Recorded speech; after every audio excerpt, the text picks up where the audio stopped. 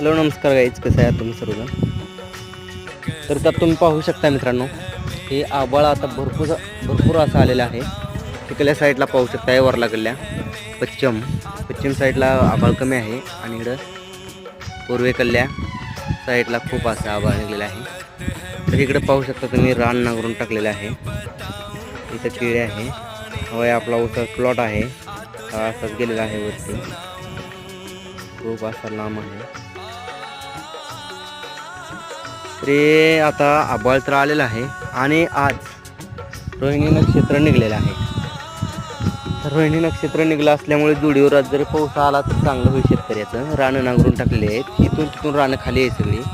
हे रान काढलं असल्यामुळे इथं ऊसाने तेवढा दम काढलेला आहे. तुम्ही पाहू शकता, जिथं दिसेल तिथपर्यंत थोडाच ऊस आहे, लय नाही, पण फक्त ऊस गुरांसाठी वैरण येईल सुद्याला मित्रांनो.